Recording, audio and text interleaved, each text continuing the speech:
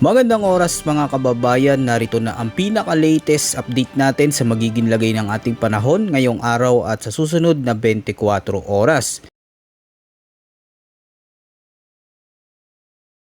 Base nga sa ating latest satellite animation ay habagat pa rin ang siyang umiiral sa buong Luzon at nagdudulot nga yan ng katamtaman hanggang sa kung paminsan-minsan ay malalakas sa mga pag-ulan dito sa may northern at central Luzon. Samantala, meron nga tayong tatlong bagyong binabantayan sa labas ng ating Philippine Area of Responsibility. Uunahin nga muna natin itong bagyo na may international name na si Typhoon Saudel. Huli nga yung namataan sa layong 1,950 kilometers silangan ng extreme northern Luzon. At may taglay na lakas ng hangin na maabot ng 165 kilometers per hour malapit sa sentro nito at pagbugso na umaabot hanggang 205 kilometers per hour. Patuloy ngayong kumikilos sa ngayon pa-northwestward sa bilis na 30 kilometers per hour. At ito nga si Bagyong Saudel ang inaasahan nating magpapalakas sa ating habagat. Kaya naman, aantabayanan natin mamaya kung ano ba yung magiging pagkilos nito sa mga susunod na araw. Samantalang ikalawa namang bagyo sa labas ng ating PAR na tropical depression ay huli namang namataan sa layong 1,265 kilometers silangan ng southeastern Luzon. May taglay nga yan na lakas ng hangin na umaabot ng 55 kilometers per hour malapit sa sentro at pagbugso pa na umaabot hanggang 70 kilometers per hour at patuloy nga yung kumikilos sa ngayon pa-east-northeastward sa bilis na 15 kilometers per hour. At sa nakikita nga nating pagkilos nito, maaaring sa mga susunod na araw ay sundan nito ang pagkilos ni Bagyong Saudel. Kaya naman, hindi rin natin inaalis yung posibilidad na maaari nga yang pumasok sa loob ng ating PAR.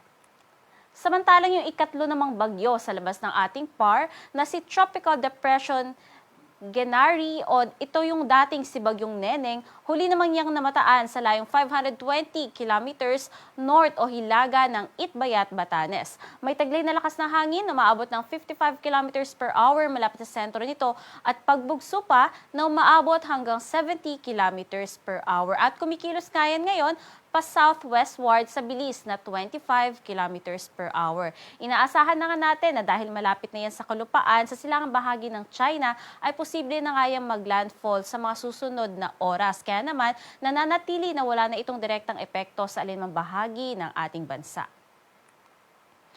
At base nga sa latest forecast track ni Bagyong Saudel, inaasahan nga natin yung pagpasok na nito sa loob ng ating PAR bukas ng umaga o hapon. At posible pa nga yung mas mag-intensify o mas lumakas pa at maaaring umabot ng super typhoon category bago nga makapasok ng ating PAR. At dahil nga gigilid lamang yan sa may ating Philippine Area of Responsibility, posible nga na pagsapit ng Martes ay agaran din ang paglabas nito sa ating PAR. At inaasahan din ang posibleng muling paghina nito at pagbalik sa typhoon category habang binabaybay ang hilagang bahagi ng ating Philippine Area of Responsibility. Habang kumikilos nga yan sa hilagang bahagi ng ating PAR, inaasahan na dito na banda yung pag-i-intensify niya ng ating habagat. Kaya naman starting Wednesday hanggang weekend, asahan na uli natin yung paglakas ng ating habagat at mas matataas na tsansa ng mga pag-ulan.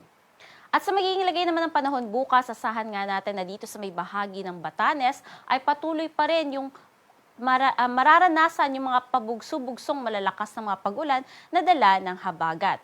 Samantalang dito naman sa may Ilocos Region, Cordillera, nalalabing bahagi ng Cagayan Valley, buong Central Luzon, kabilang din ang Cavite, Batangas, Rizal, at maging dito sa may Occidental Mindoro. Makararanas din po dyan ng matataas na tsansa ng mga pag-ulan, dala pa rin ng habagat.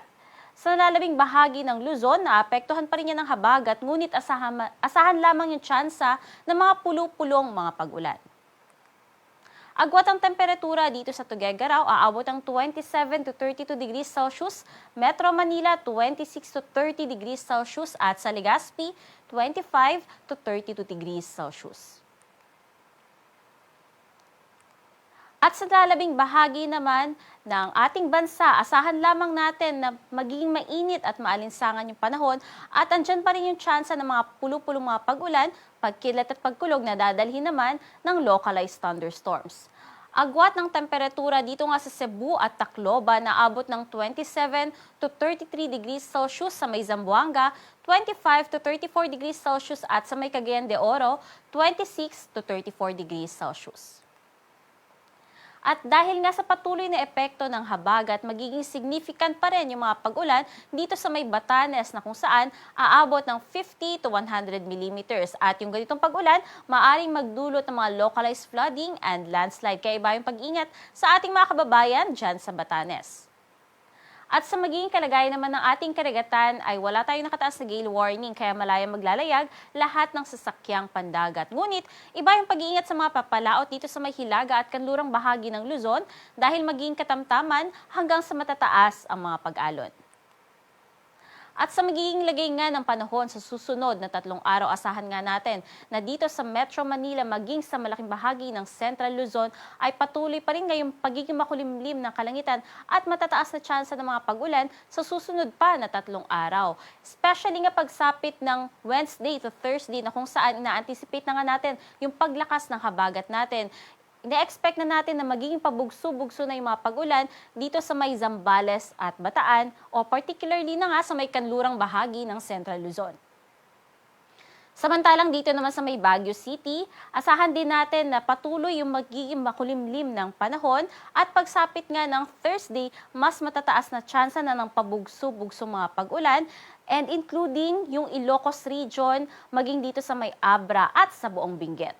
Samantalang dito naman sa Legazpi City, maganda pa yung panahon starting Tuesday up until Wednesday. Ngunit dahil nga sa paglakas ng habagat, asahan na rin natin yung tsansa o matataas na tsansa ng mga pag-ulan, especially sa malaking bahagi ng Bicol region by Thursday.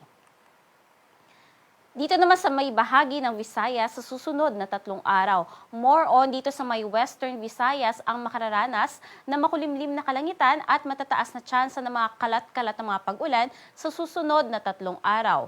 Although bukas maganda-ganda pa yung panahon dyan, pero pagsapit nga ng Tuesday ay anticipate na po natin yung mas matataas na tsansa ng mga pag-ulan. At sa nalalabing bahagi nga ng Visayas, asahan pa rin natin na patuloy yung pagiging mainit at maalinsangan na panahon at may chances na mga pulo-pulo mga pag-ulan lalong-lalo na nga sa hapon.